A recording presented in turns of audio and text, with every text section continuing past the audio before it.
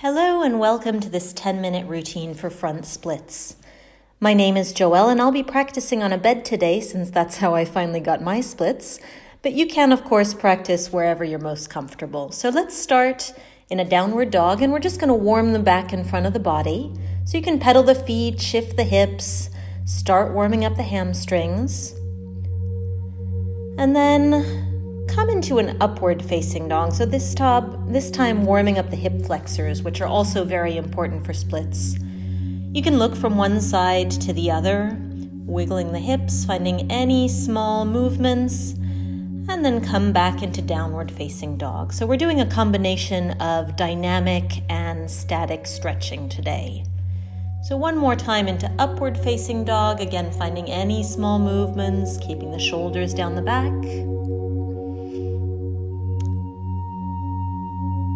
And then whenever you're ready, let's transition to hands and knees and step the right foot forwards into a lunge. So squeeze the left glute to open up the left hip flexor even more. And then if it's an option today, bring the hands up onto the right thigh and twist towards the right. So these little tricks like twisting and engaging the glute, they really do help a lot.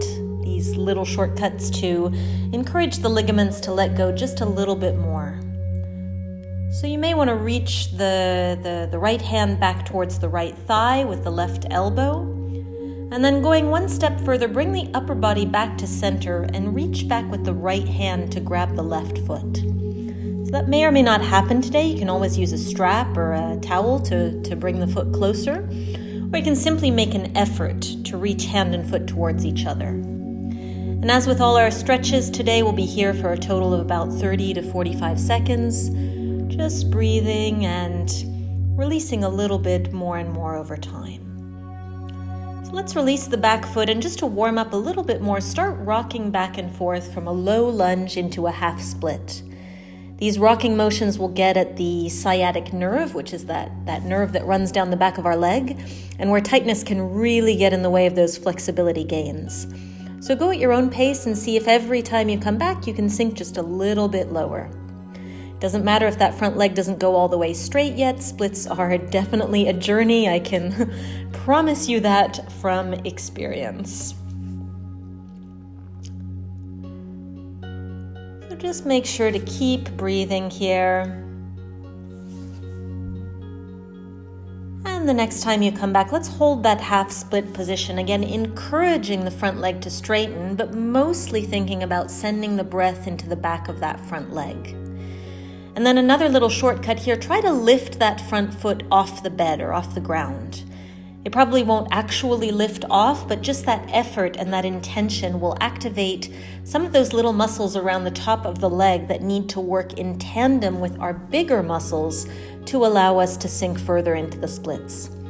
So lift, lift, lift, and then release a little bit further. Chances are you're feeling this in the right hamstring right now, and that is what we're looking for. So let's come back forwards into a low lunge with the back toes tucked under and start lifting and lowering that back knee to, again, get those little muscles all around the hips working hard. Another dynamic motion here, going at your own pace and making sure to squeeze the left glute every time you lift that knee.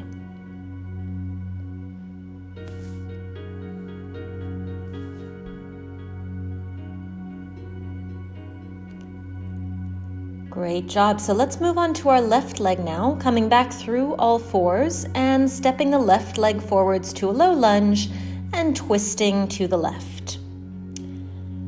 Now, the reason I personally like to train splits on a bed is firstly because it allows me to sink a little bit lower and remain in the position for longer on a soft surface, but also, as you've probably already noticed, because it challenges your balance to hold certain postures. And doing so means those tiny stability and activation muscles also get warmer and looser rather than holding us back when we go into our deep stretches. It took me years to finally be able to do a split, and it only really worked for me once I started practicing on a bed. So hopefully if you try it too, it'll help. So let's reach back now for the back foot with our right hand. And still squeezing the back glute, keeping the chest lifted as much as possible. Feeling this in the hip flexors now, I'm sure. It's also worth reminding ourselves that splits is actually also a back bend, so our hip flexors really need to be nice and warm here. So releasing the foot, let's start with those back and forth rocking motions. Again, really take our time here, going all the way through the motion, flexing and pointing the foot, and maybe going just a little bit further each time. You can inhale every time you come forwards, squeezing the back glute, and exhale on the way back.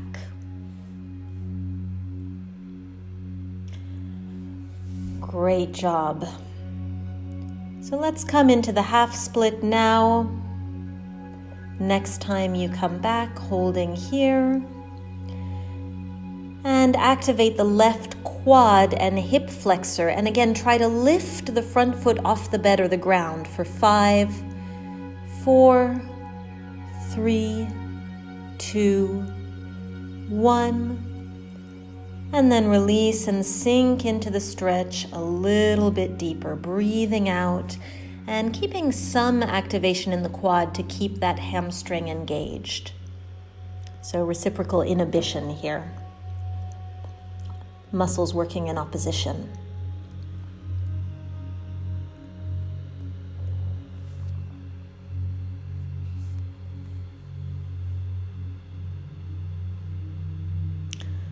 And coming forwards to our lunge again, toes tucked under, and lifting and lowering the back knee. And this is definitely one of those moments I mentioned where balance can be a big challenge on a bed.